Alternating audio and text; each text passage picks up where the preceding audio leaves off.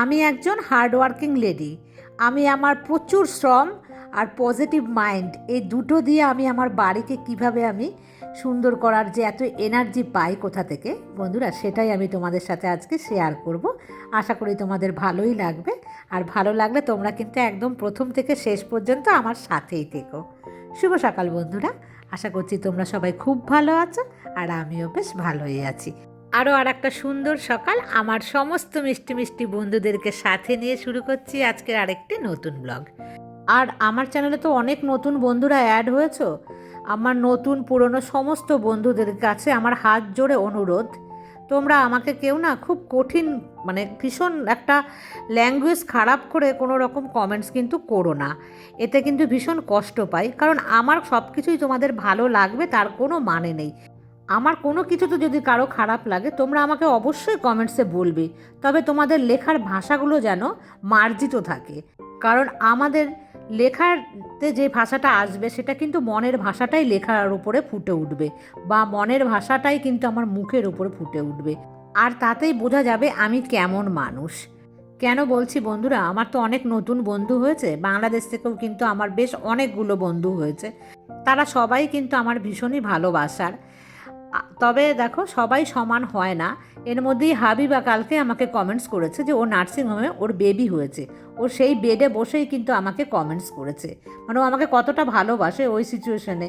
চৈতালি বিয়ে বাড়িতে গিয়ে আমাকে কমেন্টস করছে।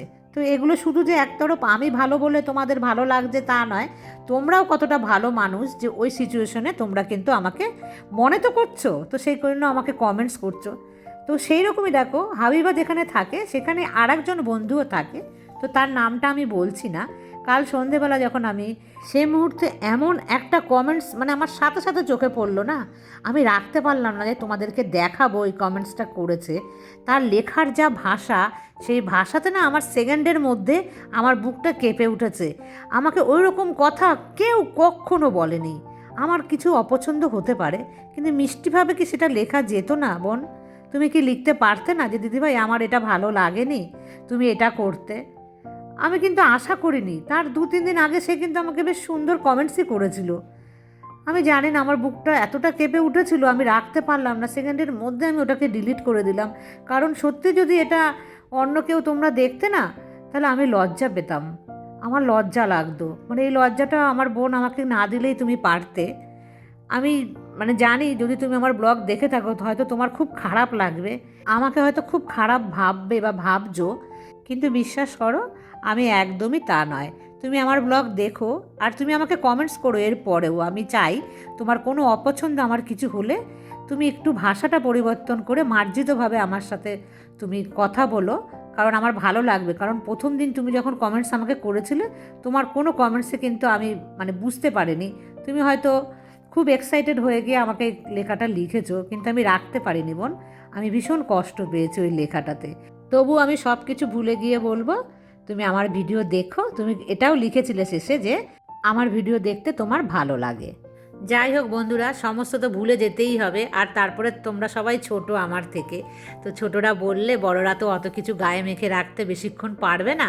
কারণ বেশিক্ষণ গায়ে মেখে রাখলে দেখবে জীবন সুন্দর হবে না। তো জীবনকে তো আগে এগিয়ে নিয়ে যেতে হবে, সেই জন্যই সমস্ত কিছু ভুলে যেতে হবে। আমাদের এই সংসারেও স্বামী স্ত্রীর মধ্যে দেখবে আমরা কত ঝগড়া হয়, তাই না? সবার সংসারে স্বামী স্ত্রী। আমরা তো আবার যখন আমাদের ভাব হয় তখন কি দেখবো সমস্ত ভুলে হা হা হি হি করে হাসতে হাসতে দেখবে আমরা ঘুরতে যাই, নানা জায়গায় বেড়াতে যাই, না? এরকম তো করি আমরা প্রত্যেকেই। কেউ আমরা বলতে পারবো না যে স্বামীর সাথে ঝগড়া হয় না। যে কোনো কারণেই হোক না কেন হয়। কিন্তু আমার স্বামীর সাথে তো এমনও হয় যে জানো তো, কি বলবো, মনে হয় যে আর কোনো দিন আমি কিচ্ছু চাইবো না। ধরো জামা কাপড় কিনতে গেছি, কিনতে গিয়ে ঝগড়া হয়ে যায়, হয়তো আমাকে বারণ করছে নেবে না, আর আমার একটু কেনা বাতিক আছে, বা বলে গেলাম যে একটা নেব, একটা নিতে গিয়ে 3টে নিয়ে নিলাম। তো এই সময় তো স্বামীরা রেগে যাবে। তো কী হয় বলো তো, তখন হয়তো আমাকে খুব বকা দিল জোরে। তো লোকের সামনে বকবে না, সে বাড়িতে এসে এমন করলো, তখন মনে মনে আমি কিন্তু একদম ভীষণভাবে পণ করি, আর কোনো দিন কিচ্ছু নেব না, বলবোই না। সেই মুহূর্তে 1 দিন 2 দিন 3 দিন, তারপরের দিন কিন্তু সমস্ত ভুলে গিয়ে আবার বেহায়া হয়ে পড়ি। বেহায়া হয়ে গিয়ে আমি কিন্তু আবার লিস্ট বানিয়ে ফেলি, এই কিনবো ওই কিনবো সেই করবো। তা আমরা প্রত্যেকেই করি না বন্ধুরা? এটা কিন্তু আমরা প্রত্যেকেই করি, আর তোমরাও প্রত্যেকেই করবে। স্বামী যা খুশি বলুক, ঝগড়া হবে, ঝাঁটি হবে, তাকে ছাড়াও যাবে না, আবার তার সাথেই থাকবো, তার থেকেই নেব। যেহেতু আমরা পয়সা রোজগার করি না, তো আমাদেরকে কে দেবে? আমরা তো বিয়ের পর আর মা বাবার কথা চাইতে পারবো না। সেই জন্য স্বামী কী বললো না বললো বন্ধুরা, এক কান দিয়ে শুনবে আর এক কান দিয়ে বার করবে। আর স্বামীর সাথে সাথে যে যাই বলুক না কেন, সব কথাই এক কান দিয়ে শুনে আর এক কান দিয়ে বার করে দিতে হবে। এটা যদি করো তাহলে দেখবে তুমি ভালো থাকবে। আমি তো চেষ্টা করি এইভাবে কিন্তু ভালো থাকার, তা বুদ্ধিটা তোমাদেরকে দিলাম। দেখবে আমার কথা যদি শোনো তো অবশ্যই তোমরাও ভালো থাকবে। আর হেনা চলে এসছে, তো ওকে দিয়ে আজকে এই ওপরের ডাইনিং টেবিলটা আমি পরিষ্কার করাচ্ছি। আর বন্ধুরা, আমি কিন্তু সকালে খেয়ে নিয়েছি, জানো তো, তোমাদের সাথে আর শেয়ার করলাম না কি খেয়েছি। বলছি, চিড়ে খেয়েছি আমি, দুধ আর হচ্ছে কলা, কিশমিশ, একটু কাজু বাদাম, সেটা দিয়ে। হেনা চলে গেল, তারপর আমি ওয়াশিং মেশিনে জামা কাপড়গুলো নিয়ে এবার ছাদে যাব। হেনা প্রায় 1 ঘন্টা মতো আমার কাছে থাকে। ওর হলো 15 থেকে 20 মিনিট কাজ করতে লাগে। বাদ বাকি টাইমটুকু আমি তোমাদেরকে বলছি, ও আর আমি আমরা দুজনে গল্প করবো বলে ও জানো তো আগে আগে চলে আসে, এসে আগে কিছুটা গল্প করে নিই, তারপরে কাজ করতে করতে আবার গল্প করি। আর কাজ হয়ে গেল ও আর দাঁড়ায় না, তখন ও চলে যায়। এরপর ওর একটা কাজ থাকে, তো ও একটা জায়গাতে রান্না করে, তো সেই কারণে তখন ও চলে যায়। তো আমরা দুজনে কিন্তু মিলেমিশে বেশ আছি।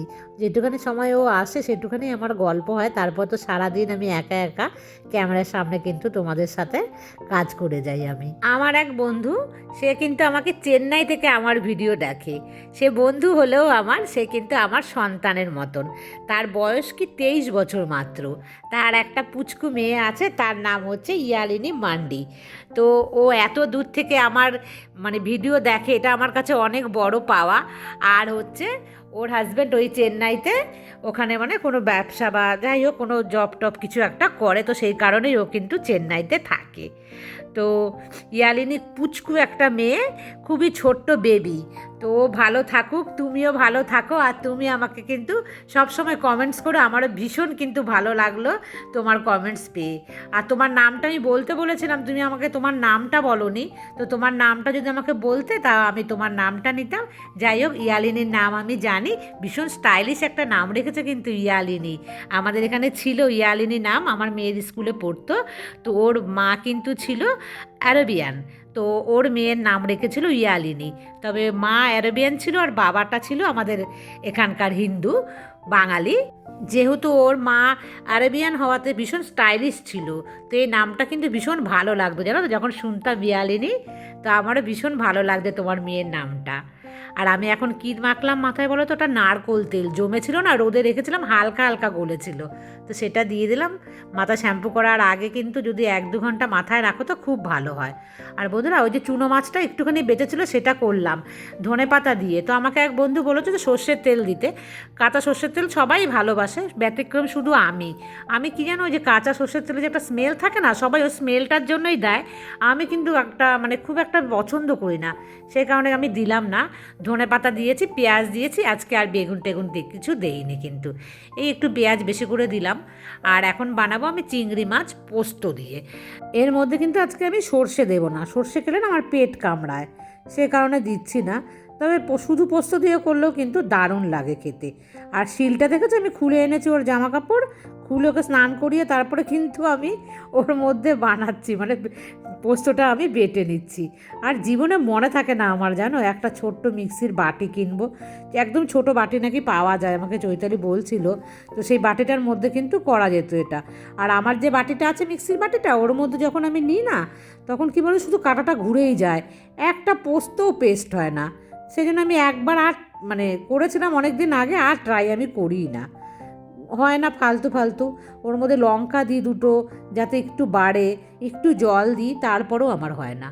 দেখো, ভাজ দিকে সব তেল টেনে নিয়েছে, তো একটু তো তেল দিতেই হয়। আর যতটা সম্ভব পারি আমি তেল মশলা খাওয়ার কম চেষ্টা করি। বন্ধুরা, এই তেল মশলা কম খাওয়া কিপটেমি নয়, একদমই কিন্তু মনে রাখবে, শরীরের জন্য। দেখো আমি কত তেল মশলা কম খাই, তারপরেও কিন্তু আমার শরীরে ফ্যাট এসে গেছে, আমি শুধু মোটাই হয়ে যাচ্ছি। আর যদি আমি বেশি করে খেয়ে নিতাম এতদিনে, তাহলে বুঝতে পেরেছো, আমি এতদিনে টুনটুনি মাসি যে হয় না, সেই ছোটা ভীমের টুনটুন মাসি আমি কিন্তু হয়ে যেতাম এতদিনে। তো যাই হোক, সেই জন্য কিন্তু আমি চেষ্টা করি, আর তোমরাও চেষ্টা করো। আর কারণ হচ্ছে তেল মশলা খাওয়া কিন্তু শরীরের জন্য একদমই ভালো নয়। আর দেখো দুটো চিংড়ি মাছ কি রান্না করা যায়, সেই জন্য কিন্তু আমি একটুখানি বেশিই করেছি। মানে চিংড়ি মাছ তো বেশি আনেনি, ওখানে মানে 300 গ্রাম চিংড়ি মাছ ছিল। তো সেই 300 গ্রাম চিংড়ি মাছকে আমি 2 দিন খেয়ে নেব, নিজের মতন করে মানে ডিভাইড করে নিই। মন যা চায় সেটাই কিন্তু আমি করি। আর বন্ধুরা, কালকের ভিডিওটা হঠাৎ করে দেখবে সাউন্ড অফ হয়ে গেছিলো একদম লাস্টের দিকে। আমার না কিছু গন্ডগোল হয়েছিল যখন আমি আপলোডে বসিয়েছিলাম।